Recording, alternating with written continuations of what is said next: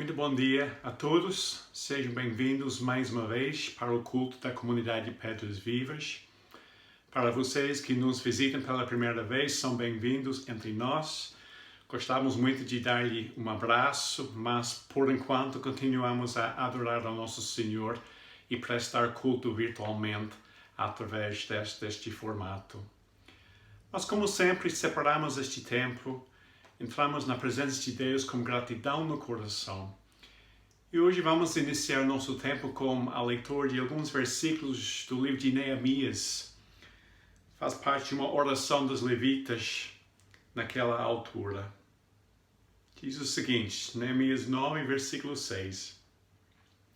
Tu és o Senhor e não há outro. Foste tu que fizeste o céu e o mais alto dos céus com todas as estrelas. Fizeste a terra e tudo o que nele existe, os mares e o que eles contêm. És tu que dás a vida a todas as coisas, adoram-te as estrelas do céu. Reunimos aqui nesta manhã com este propósito de reconhecer a realidade que nós somos criaturas, que nós temos um Criador infinito, todo-poderoso, um Criador que chama-se Deus, Pai, Filho e Espírito Santo, um Deus que não está distante, um Deus que olha para nós com amor, com misericórdia, um Deus a qual queremos engrandecer e prestar culto nesta manhã. Oremos. Senhor Deus, mais uma vez a Tua Palavra ajuda-nos a lembrar a realidade de quem Tu és. Tu és o único Senhor e não há outro. Tu és o Criador Todo-Poderoso. Tu és o Senhor que formou esta criação, que formou as estrelas, que formou cada um de nós. E vimos o poder do Senhor na criação, porque o Senhor criou através da Tua Palavra. Reconhecemos, Senhor, nesta manhã, declaramos com os nossos lábios e cremos no fundo do nosso coração que somos muito abençoados por conhecer o Senhor, o nosso Deus. Tu és invisível, Tu és eterno, Tu és imortal, porém presente entre nós. Através do Espírito Santo, através da Tua Palavra que é viva e eficaz, através da realidade do Teu Filho Jesus Cristo, que veio aqui na Terra para mostrar a Tua glória, para abrir o caminho pelo qual nós, nesta manhã, através da fé que temos em Cristo, temos o direito de dizer que nós hoje somos o povo de Deus.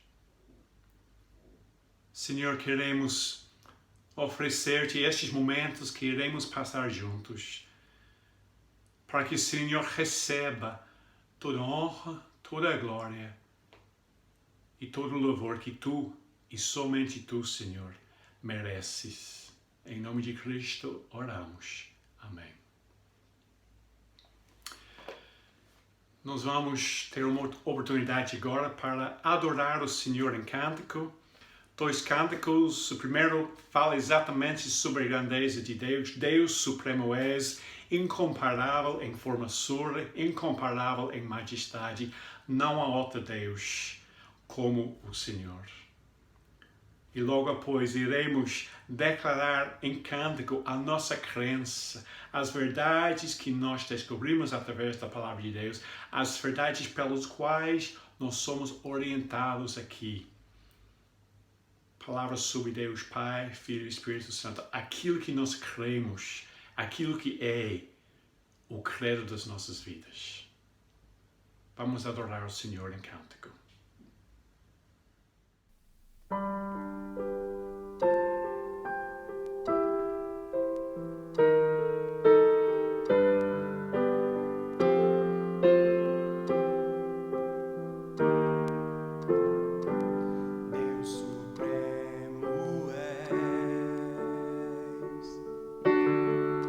Soberano em glória,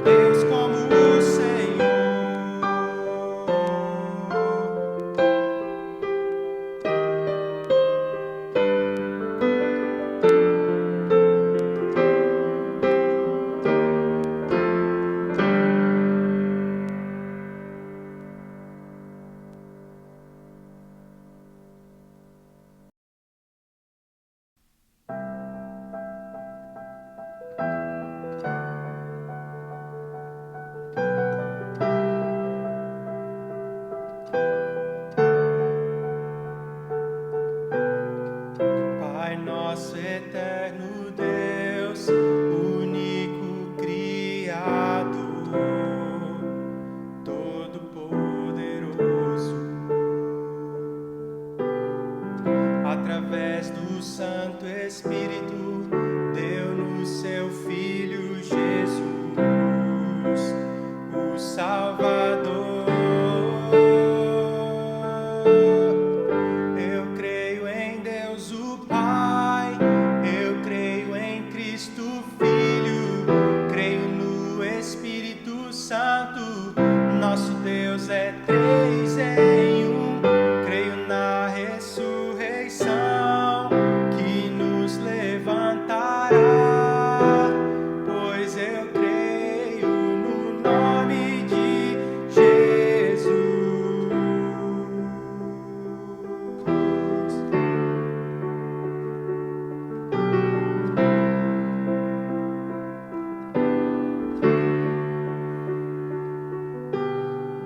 Juiz e defensor, sofreste lá na cruz, em ti temos perdão.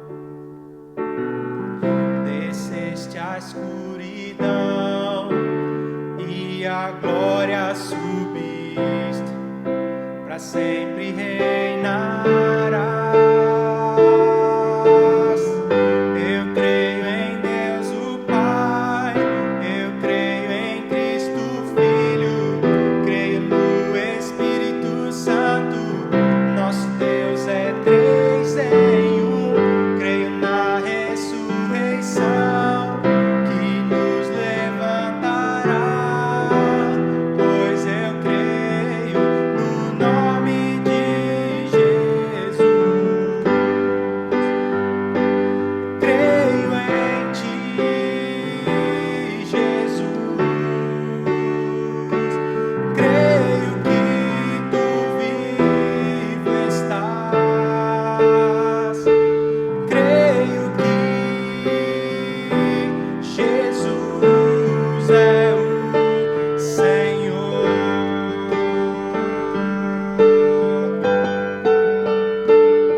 Creio em ti, Jesus. Creio que tu vivo estás. Creio que Jesus é o Senhor.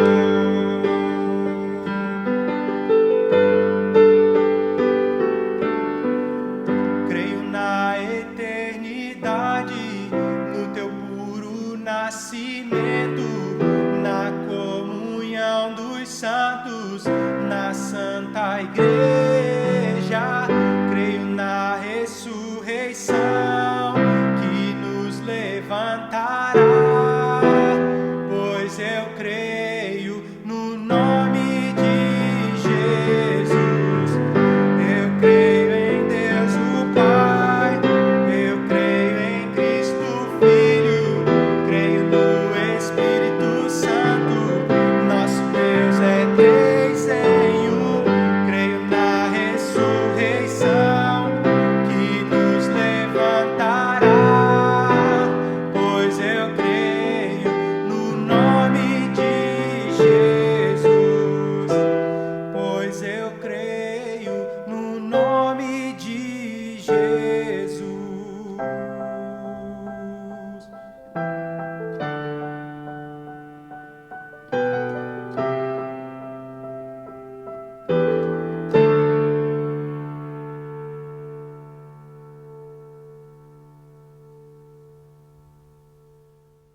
Oremos mais uma vez.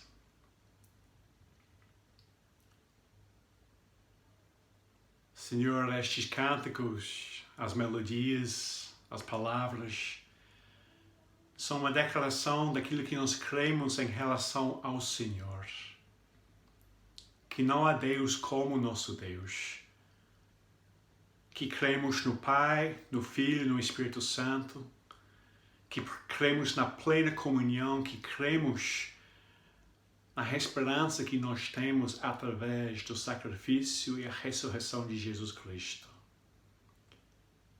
E nestes momentos, Senhor, nós queremos mais uma vez entrar em oração com ousadia para apresentar ao Senhor aquilo que está no fundo do nosso coração.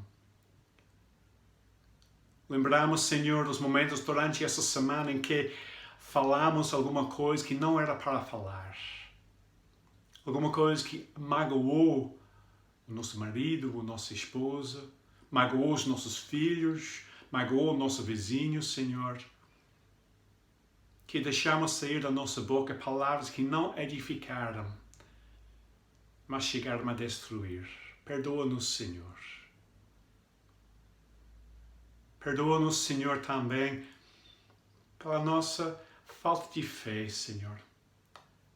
A falta de paz, a falta de confiança, a falta de segurança que às vezes nessas alturas difíceis e diferentes atacam ao nosso coração. Mas tem sido bom, Senhor, lembrar e declarar aquilo que nós cremos. Tem sido bom lembrar a Tua grandeza, a Tua majestade. E por causa disso, Senhor, nós chegamos com plena confiança de em Ti, Senhor, há perdão pelos nossos pecados.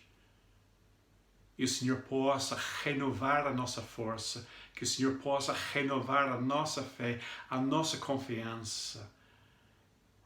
E ajude-nos a cada dia mais depender mais e mais na Tua graça, na Tua misericórdia, para desfrutarmos a realidade de sermos filhos amados, filhos bem-vindos e fazer parte do Teu povo aqui na terra. Obrigado, Pai, em nome de Cristo. Amém. Hoje nós vamos entrar numa nova série de pregações sobre o profeta menor de Oséias. Quando eu digo profeta menor, não é que ele tem menos importância do que Isaías ou Jeremias. Ele é descrito como profeta menor porque o livro é menor em comparação aos outros livros proféticos, Isaías, Jeremias, Ezequiel. Agora a Joana vai trazer a leitura para nós e logo após o Iago vai nos conduzir num tempo de intercessão pela igreja perseguida. E depois a leitura, depois da intercessão, antes da pregação, iremos cantar Tua voz. Um pedido, uma oração cantada a pedir que Deus, através da Sua voz, através da Tua palavra, possa moldar o nosso coração à semelhança do coração do Senhor. Continuamos a adorar o nosso Senhor neste momento.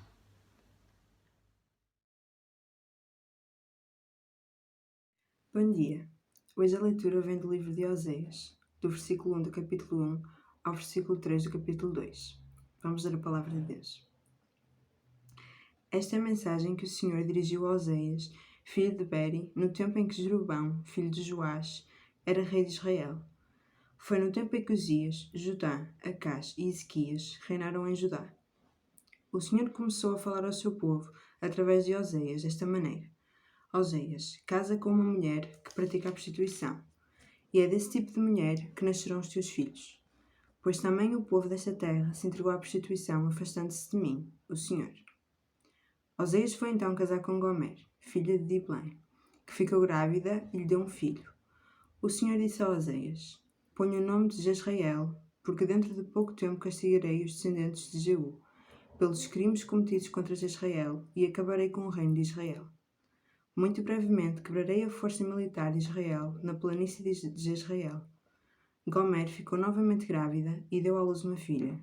E o Senhor disse a Oséias: Põe o nome de Mal-Amada, porque não voltarei a tratar Israel com amor, nem lhe perdoarei, mas hei de tratar com amor os da tribo de Judá. Hei de salvá-los, porque sou o Senhor, seu Deus, e não os salvarei pelo arco ou pela espada, pela guerra ou pelos cavalos e cavaleiros. Depois de ter desmamado a Mal-Amada, Gomer ficou novamente grávida e deu à luz um filho. O Senhor disse a Oséias: Ponho o nome de não é meu povo, pois já não sou mais o meu povo, ó gente de Israel, e eu não estarei mais ao vosso lado. Mas virá o dia em que o povo de Israel será tão numeroso como as areias da praia, que não se podem medir nem contar. E em vez de Deus os chamar não é meu povo, são chamados filhos do Deus vivo. Então Judá e Israel hão de ficar de novo unidos. Escolherão um único chefe e hão de levantar-se o abismo, porque chegou o grande dia de Israel. Chamem aos vossos irmãos meu povo e às vossas irmãs bem-amadas. Amém.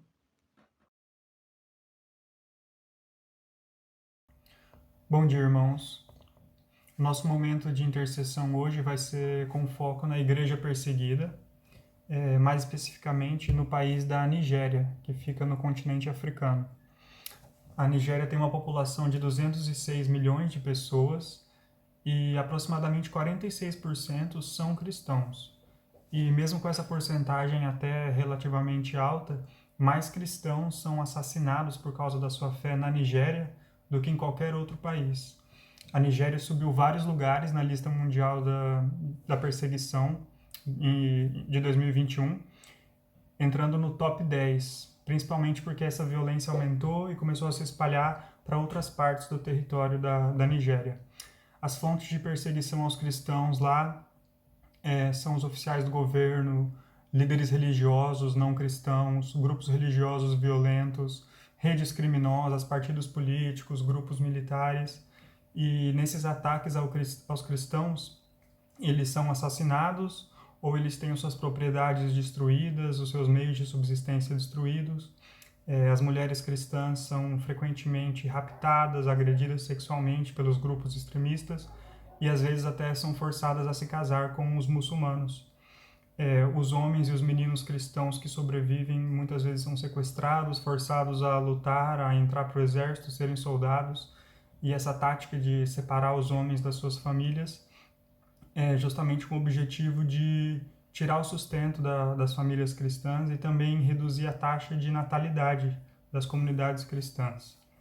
Então, os pedidos de oração direcionados à Nigéria são de paz e conforto para esses nossos irmãos que estão lá, que os líderes políticos do país tenham compaixão e também pelas pessoas, comunidades de outros países que ajudam a Nigéria financeiramente ou com orações nos projetos que existem. Então oremos. Senhor Deus, muito obrigado, Pai, por tudo que o Senhor faz por nós. Obrigado por podermos expressar nossa fé livremente. Obrigado por vivermos num país em que é permitido cantarmos louvores, nos reunir em seu nome, estar junto com os nossos irmãos em oração e adoração. Mas agora, Senhor, nós queremos te pedir pelos nossos irmãos da Nigéria que, infelizmente, não têm essa oportunidade, Senhor.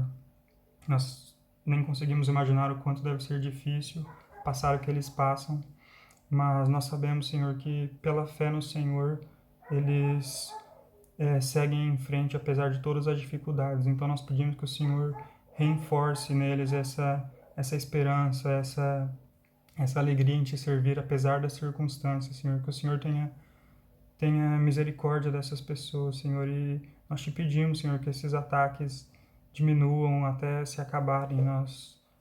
Nós sentimos muito pelos nossos irmãos da Nigéria e queremos pedir sua proteção para essas famílias. E se eles tiverem que passar por situações difíceis, que o Senhor traga a paz e o conforto que só o Senhor pode trazer. Pedimos também pelos líderes, Senhor, pelas pessoas de poder, pelas pessoas que têm influência em tomar decisões, que eles tenham compaixão, que eles respeitem a fé dessas pessoas, Senhor, porque só assim eles vão poder dar exemplo a todos os outros grupos que se opõem tão violentamente aos cristãos. Nós pedimos também pelos ministérios ao redor do mundo, como o Portas Abertas, Senhor, que se dedica a ajudar e a divulgar essas informações sobre esses países perseguidos. Que o Senhor continue usando essas pessoas em oração, em ajuda financeira, em tudo que for preciso, Pai. E obrigado também por esses irmãos que ajudam. No nome de Jesus, Senhor, que eu oro e te agradeço por tudo. Amém.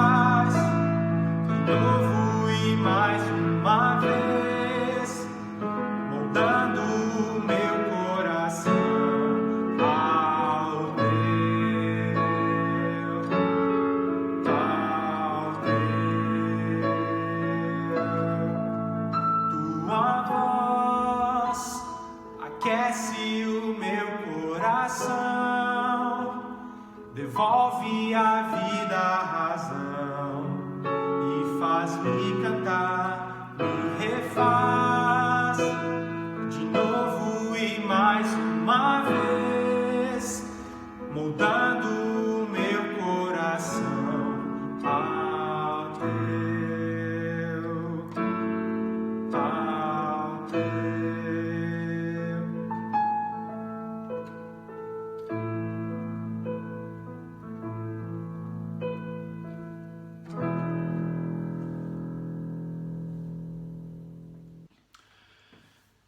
Neste momento, gostava de convidar vocês que estão a nos assistir nesta manhã para abrirem as suas Bíblias.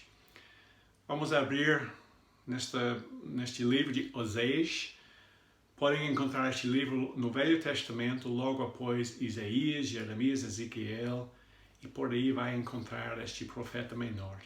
Enquanto vocês procurem este livro, deixe-me fazer mais uma oração antes de começar a estudar o texto.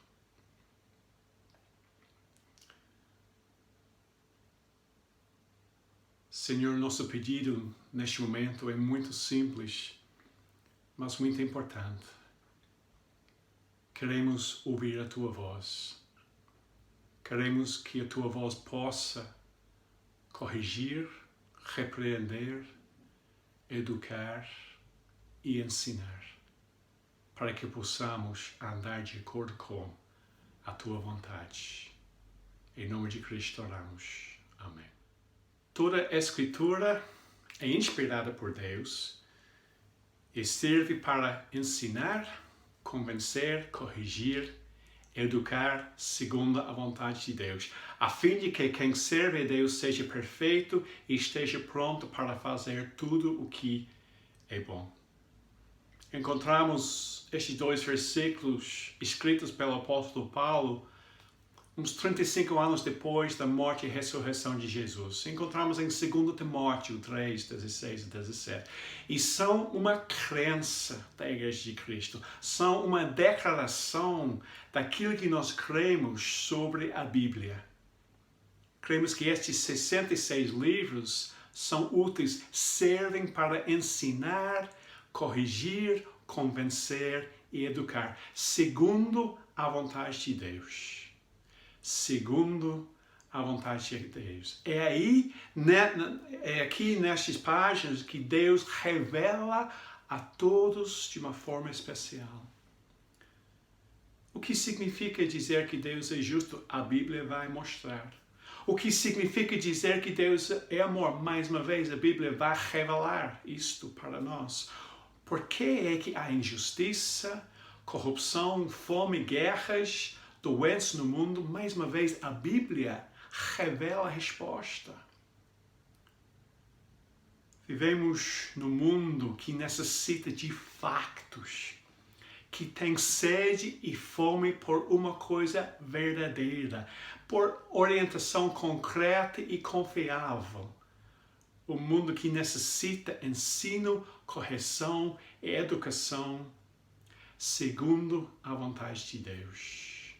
E nós cremos que a Bíblia é a fonte desta informação, porque é a revelação do Criador para as suas criaturas. Hoje vamos focar num livro no Velho Testamento, um livro chamado Oséias. Oséias era um profeta de Deus. Um profeta era uma porta-voz de Deus, que Deus enviou num momento específico na história do povo de Israel, para revelar a sua mensagem naquele momento para aquele povo. O profeta foi enviado para ensinar, convencer, corrigir e educar o povo de Deus segundo a vontade de Deus. Porque em muitos momentos na história de Israel, a história do povo de Deus, o povo esqueceu a vontade de Deus. E por causa disso foi preciso de vez em quando Deus enviar os profetas, essas porta-vozes, para chamar a atenção do povo, mais uma vez para as promessas de Deus, para a aliança de Deus, para educar, reorientar o povo segundo a vontade de Deus. O Novo Testamento declara que através da nossa fé em Cristo, nós também hoje somos o povo de Deus, em continuação do povo que Deus chamou através de Abraão, através dos patriarcas, Israel e por aí. E por causa disso, as lições do livro de Oséias ainda nós precisamos ouvir hoje. O ensino, a convicção, a correção, a educação segundo a vontade de Deus que o povo recebeu há 750 anos antes de Cristo, nós ainda precisamos ouvir 2000 anos depois de Cristo.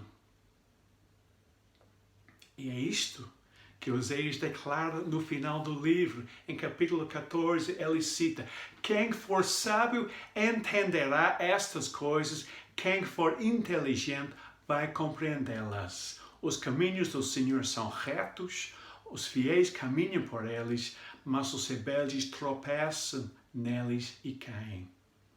O que Deus falou por meio de Oséias 2.800 anos atrás ainda é importante para nós hoje. Então, vamos começar este livro. O versículo 1 explica e define um momento específico na história. No versículo 1, Oséias menciona Jeroboão, rei de Israel, e ele menciona 4 reis de Judá: Uzias, Jotam, Acaz e Ezequias. Estes reis, estes nomes ajudam-nos a situar o profeta na história do mundo. Como eu falei, 750 anos antes de Cristo, ou seja, 2.800 anos atrás.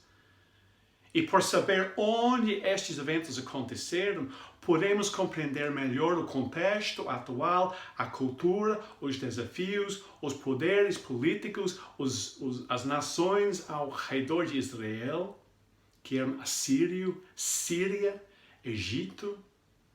E voltaremos no decorrer das nossas pregações a tirar mais informação sobre estes factos, sobre essas nações, sobre esta cultura local. Mas hoje eu quero situar o livro de Oséias no contexto da narrativa bíblica. São 66 livros na Bíblia, escritos por 40 homens durante 1500 anos, e tudo com um tema só: a revelação do plano de Deus focado na pessoa de Jesus Cristo. Gênesis começa com a criação, Apocalipse termina com a nova criação, o novo céu, a nova terra. E entre Gênesis e Apocalipse, Deus revela o seu plano de salvação para a humanidade. Porém, é importante situar cada livro da Bíblia neste plano de salvação, nesta narrativa bíblica. Teve a queda, o pecado da humanidade. Adão e Eva expulsos do jardim, o dilúvio, o julgamento de Deus, e Deus iniciou um novo relacionamento com a sua humanidade através de um homem chamado Abraão. Foi chamado por Deus, recebeu uma promessa de terra, de descendentes, ia ser uma grande nação. E através da descendência de Abraão, todos os povos do mundo seriam abençoados. Abraão teve Isaac, Isaac teve Jacó, Jacó teve 12 filhos, a nação de Israel na sua infância. E passamos para Êxodo. Israel, escravos no Egito, Deus enviou Moisés para libertar o povo. Eles andaram no deserto, entraram na terra prometida, receberam as leis de Deus, a sua orientação e definição como povo de propriedade exclusiva de Deus. Mas depois de algum tempo, mais uma vez o povo esqueceu de Deus. O povo entrou entre as outras nações, começaram a se misturar com as outras nações, houve o tempo dos juízes. O povo declarou: falta-nos um rei. Se tivéssemos um rei, seríamos igual às outras nações. Deus permitiu que o povo tivesse uma monarquia. Saul, depois David, depois Salomão. E ao final da vida de Salomão houve uma grande divisão, uma grande revolução civil dentro de Israel. E acabou por ter 2 reinos. O reino de Judá, com 2 tribos no sul do país, ao volta de Jerusalém, Judá com capital Jerusalém, e ao norte do país teve Israel, os outros 10 tribos reunidos. O capital de Israel era Samaria, e a partir daquele momento os 2 andam juntos. 1º e 2º Reis, 1º e 2º Crônicas, e ali nesta altura do reino dividido entre Judá e Israel, que entram muitos dos profetas. Oséias foi um profeta, uma porta-voz enviado por Deus para falar ao Israel, ao reino do norte, como capital de Samaria. E é ali que nós encontramos Oséias a falar. Um momento de prosperidade na nação.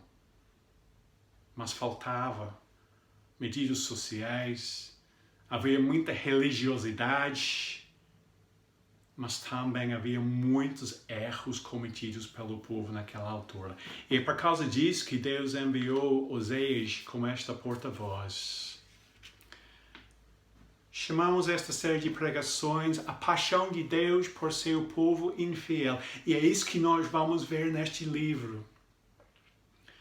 Um Deus cujo amor dura para sempre. Um Deus fiel à sua aliança, que disciplina, que corrige. Um Deus que chama, um Deus que resgata, um Deus que encoraja.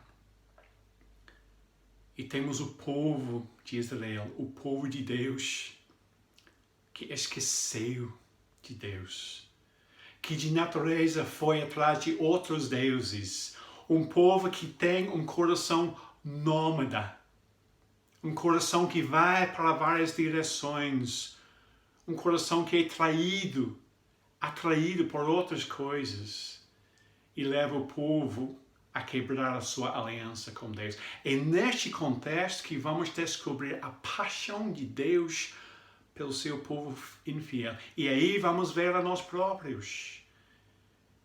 Mas também vamos perceber ainda melhor a graça, a misericórdia e o amor de Deus.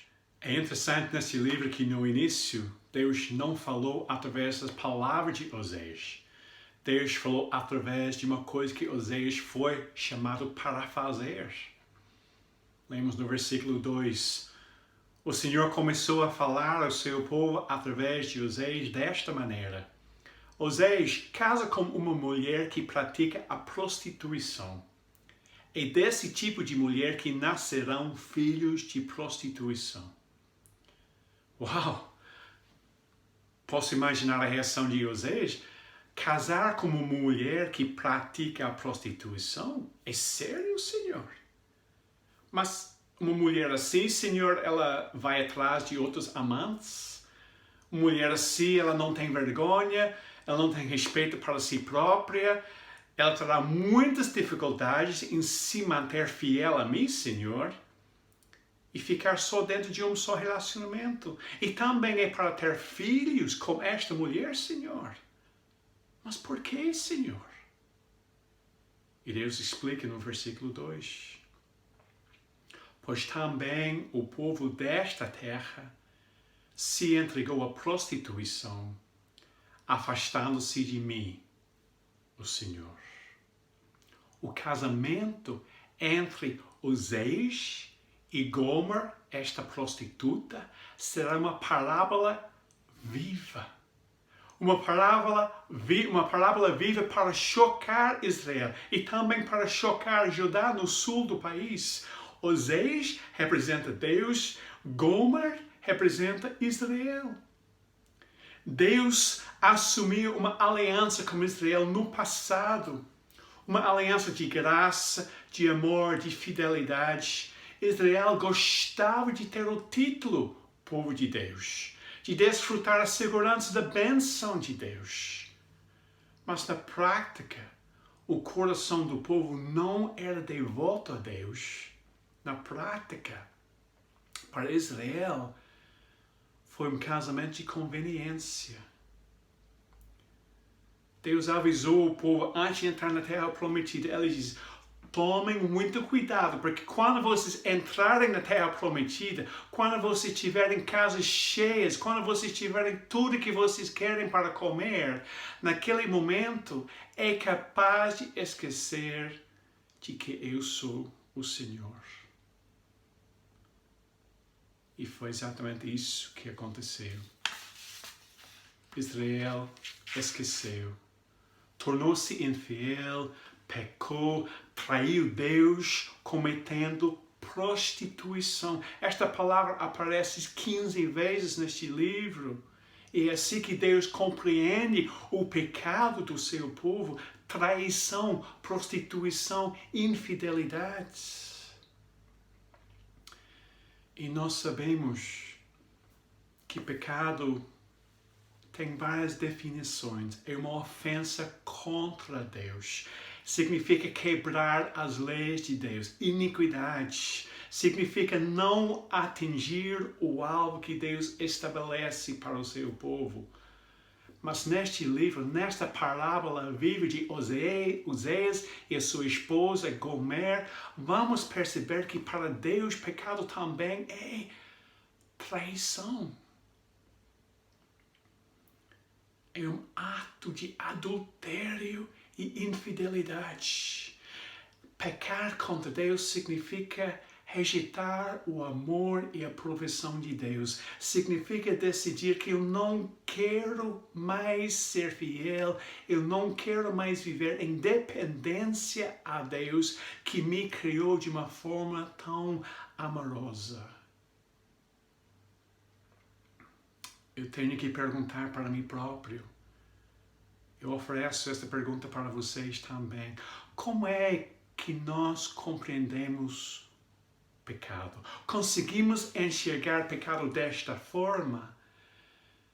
Se declarar cristão é um relacionamento vivo, importante, ou é apenas uma coisa de conveniência para nós?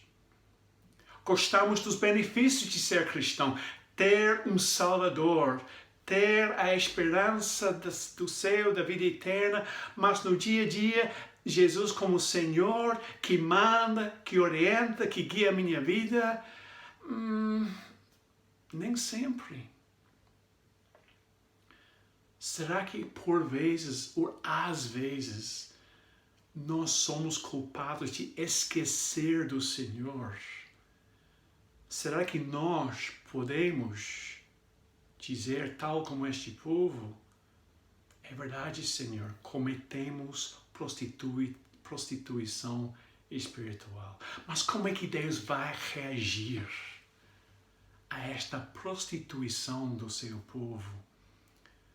A parábola viva começa como um casamento, mas logo transforma-se numa parábola viva de uma família, porque Gomer teve 3 filhos. E o nome de cada filho explica como Deus vai responder a esta situação. No versículo 3, lemos, Gomer ficou grávida e deu um filho. O Senhor disse a Oséias, põe-lhe o nome de Jezreel.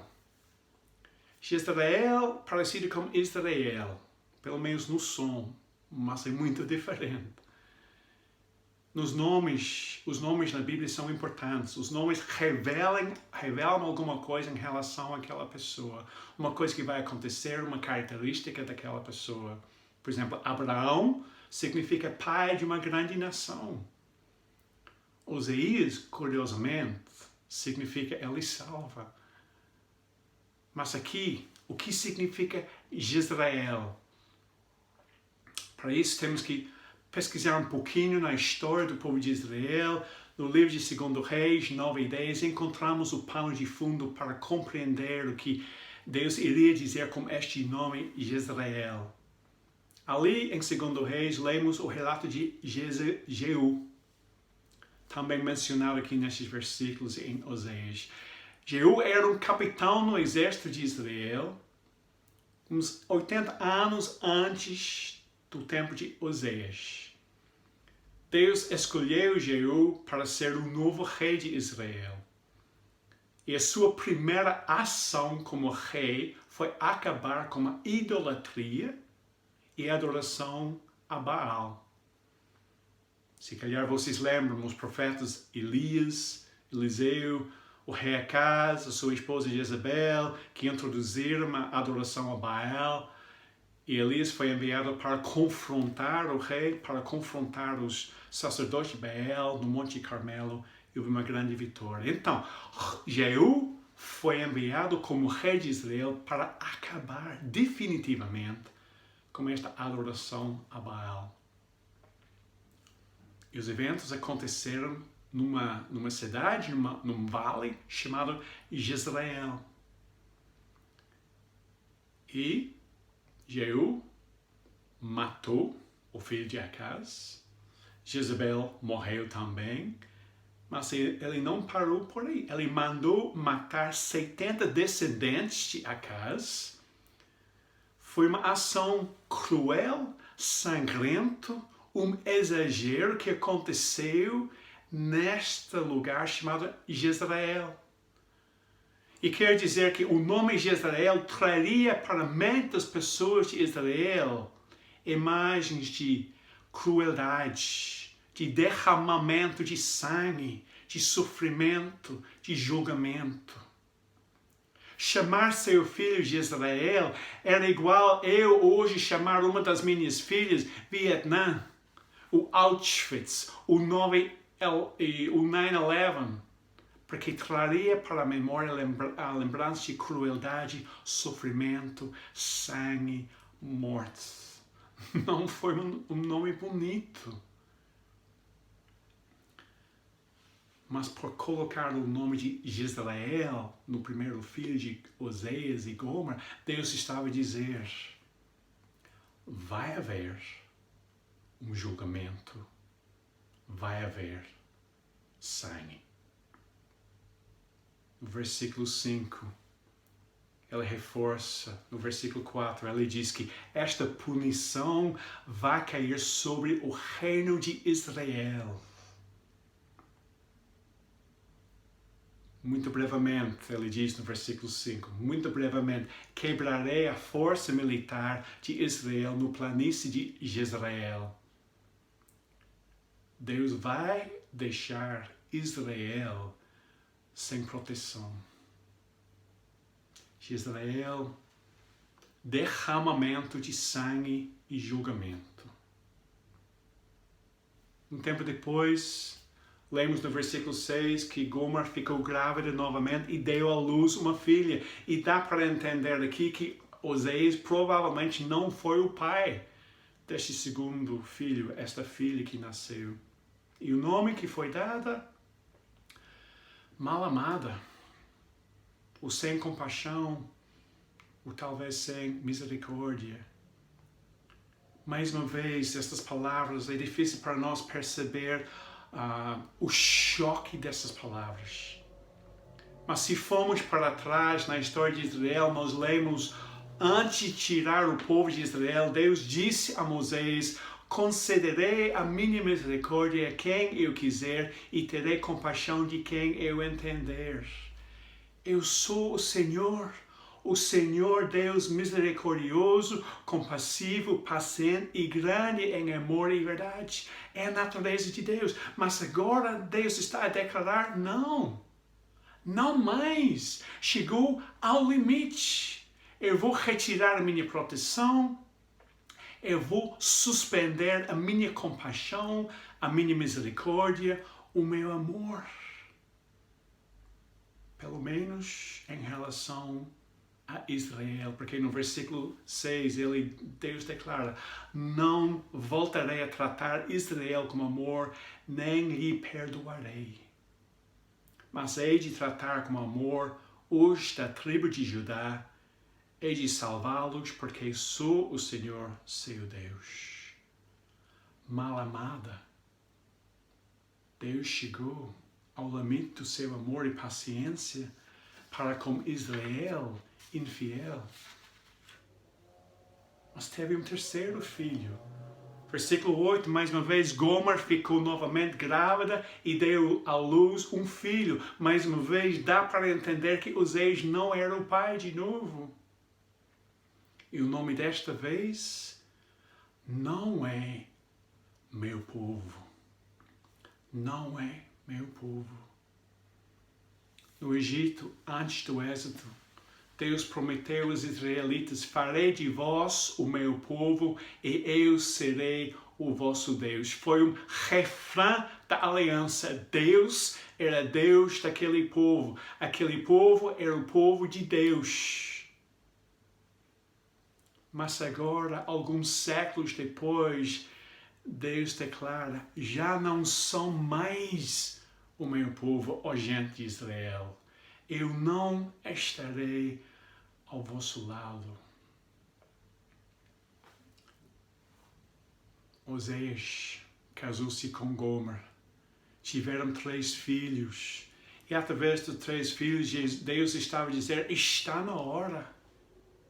Jezreel, haverá derramamento de sangue e julgamento para Israel. Malamada, eu vou retirar o meu amor, a minha misericórdia, a minha compaixão.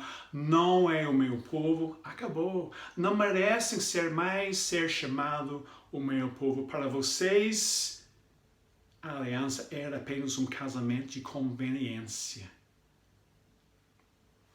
Deus cumpriu estas palavras.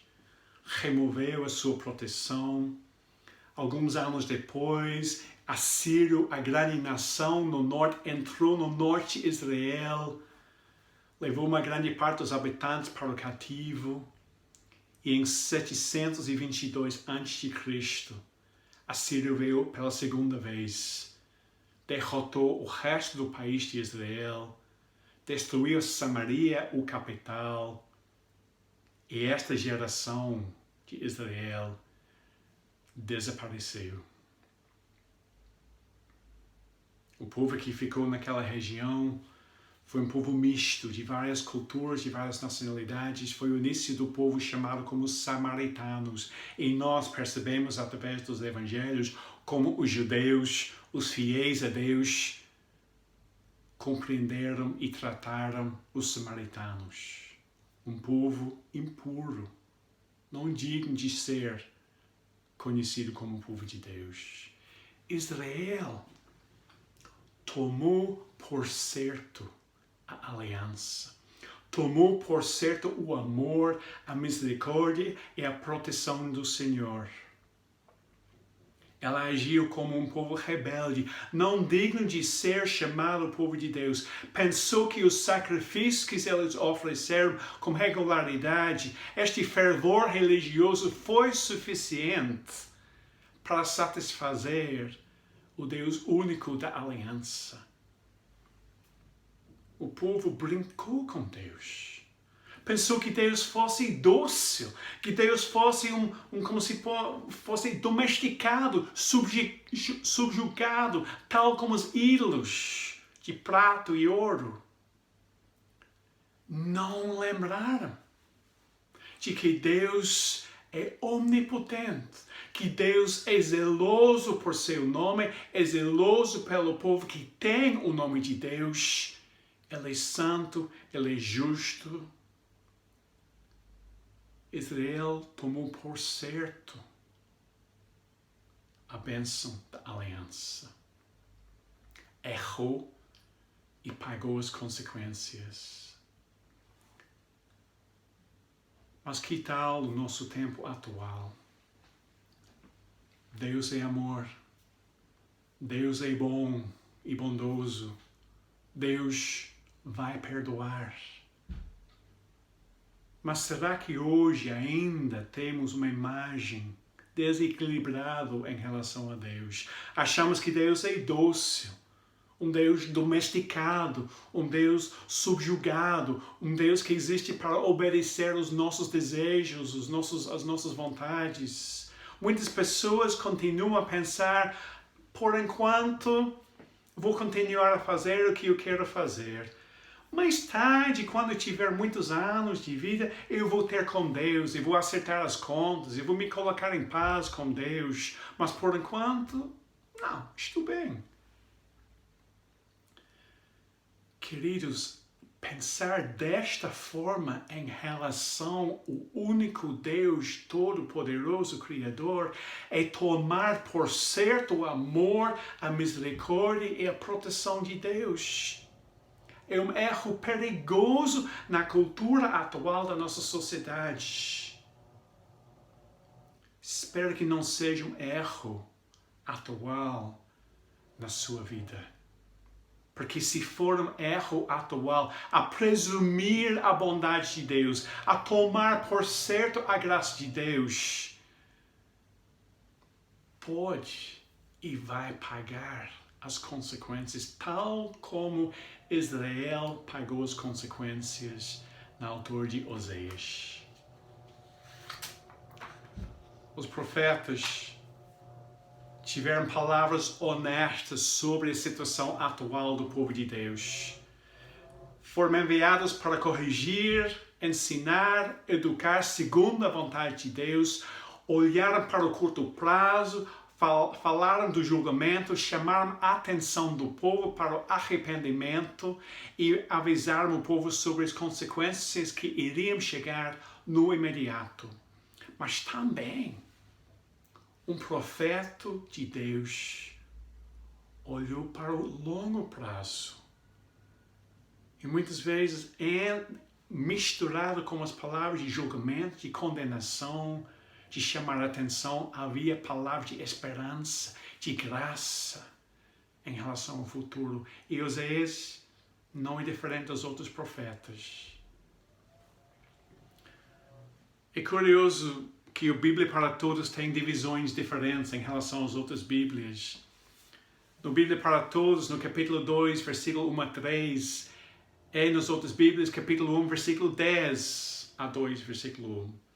Mas neste final de capítulo 1, o início de capítulo 2, encontramos palavras de esperança. Deus declara que virá um dia em que o povo de Israel será tão numeroso como as areias da praia. Virá, será, é um tempo futuro. Mas essas palavras fazem nos lembrar as palavras que Deus falou ao Abraão. Prometeu a Abraão um filho, através deste filho uma grande nação. O filho demorou em nascer, Abraão começou a duvidar e Deus veio à noite e declarou para Abraão: Abraão, não se preocupem, os teus filhos serão tão numerosos como as areias da praia. Deus, através de Oséias, depois destas palavras de julgamento, repete a promessa que ele deu para Abraão. E Deus continua, em vez de Deus os chamar, não é meu povo, serão chamados filhos do Deus vivo. Nasceu o terceiro filho, não é meu povo. Agora Deus declara, serão chamados filhos de Deus vivo. É a linguagem da aliança renovada, restaurada. E Deus continua, então Judá e Israel hão de ficar de novo unidos. Israel vai para o exílio em Assíria. Judá mais tarde vai para o exílio em Babilônia. Disciplina de Deus, punição de Deus sobre estas duas nações rebeldes. A geração de Oséias vai desaparecer, mas haverá um resto, haverá um remanescente que Deus vai trazer de volta para Jerusalém. E vemos isso na altura de Neemias e Esdras. E também Deus fala que eles vão escolher um único chefe. Haverá um novo rei em Israel. Haverá um rei semelhante ao rei Davi, que vai reinar sobre este povo unido eternamente. E vai haver novos nomes para os filhos desta nação. vai ser chamado meu povo e bem amado. Ou seja, Deus promete uma restauração do povo de Deus. Haverá uma renovação da aliança. Haverá um novo rei sobre o povo. Quando terminar este tempo de disciplina, este tempo de julgamento que Deus falou através do casamento, através dos filhos que nasceram. 750 anos depois de Oseias escreveu, Jesus nasceu em Belém. Foi descendente do rei David. Cresceu e começou seu ministério por declarar: o reino de Deus está próximo. Arrependem-se dos pecados e creiam nesta boa nova. Morreu na cruz, ressuscitou ao terceiro dia, voltou ao Pai, e nós sabemos o porquê. Foi para unir em um corpo os filhos de Deus que andavam dispersos pela Grécia, pela Ásia e por toda parte do mundo.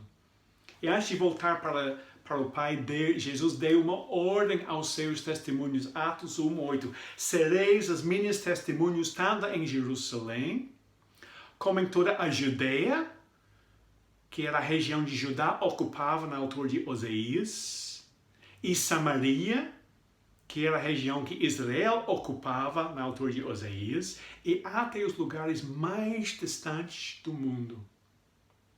Na altura de Jesus, a Europa, a Ásia, a África.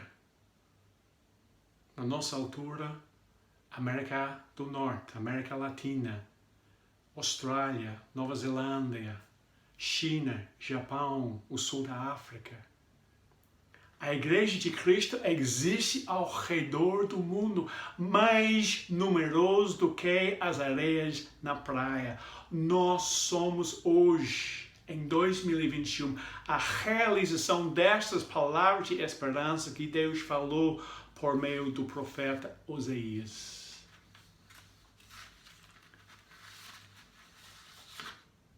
Neste livro de Oseias, eu vou aprender como dizer esta palavra.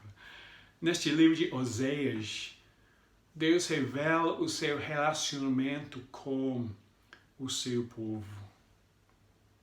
Ele não é um ditador caprichoso, com raiva, incontrolável. Ele é um Deus que não é distante. Não é um Deus impessoal. Deus revela o seu relacionamento para com o seu povo como sendo um marido traído por uma esposa infiel. Um pai com filhos desconhecidos.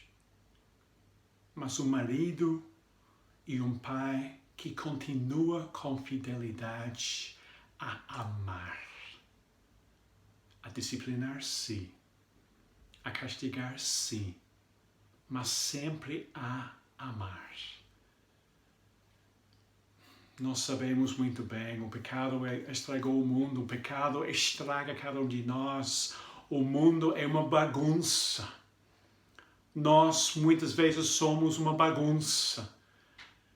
Deus é santo, justo, perfeito, tem todo o poder e tem todo o direito de dar cabo de pecadores tal como eu e tal como vocês.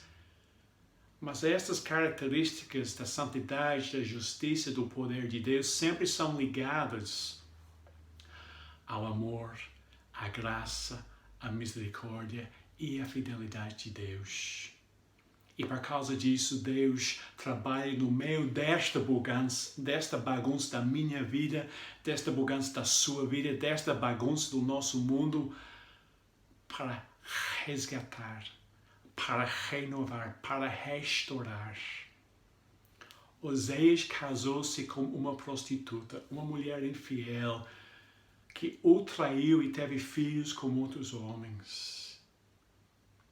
Deus casou-se conosco, que também somos da mesma forma infiéis, capaz de trair o amor de Deus, de tomar por certo a paciência de Deus.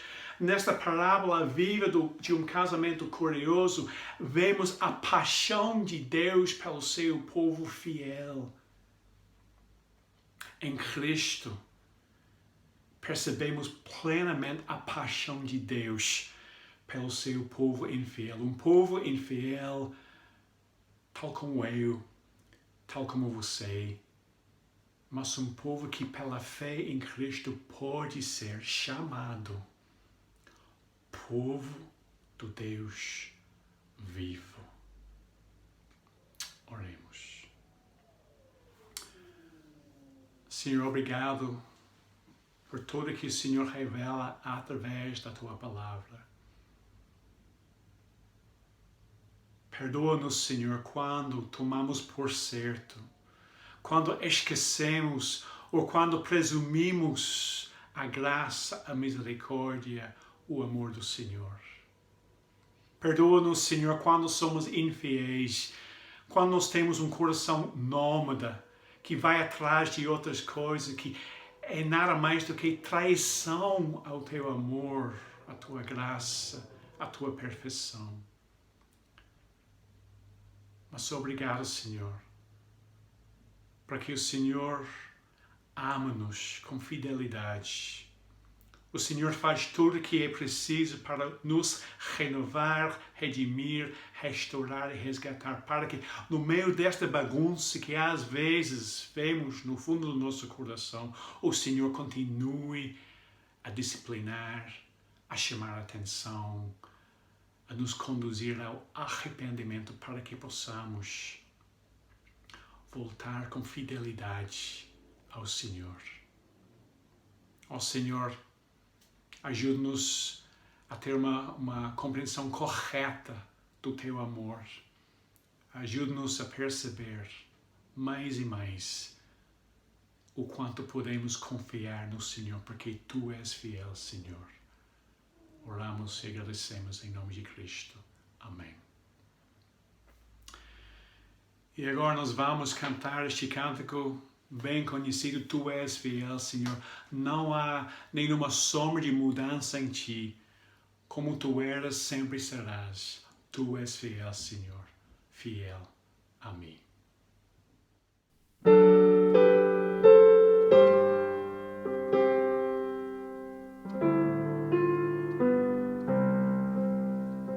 Tu és fiel, Senhor.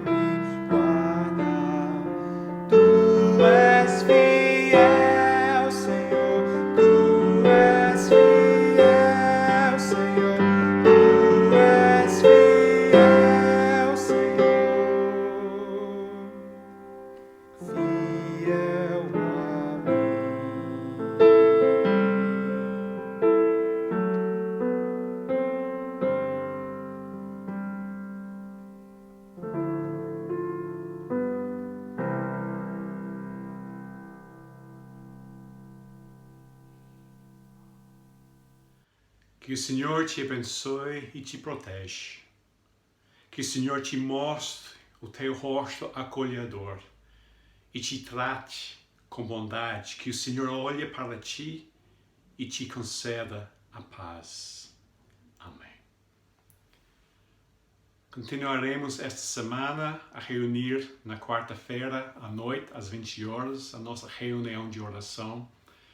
Nesta altura da Quaresma, a preparação para a Semana Santa e os eventos da Páscoa, continuaremos a focar nos dias antes de Jesus entrar em Jerusalém. Continuamos a focar no significado da cruz, no significado dos eventos da Páscoa.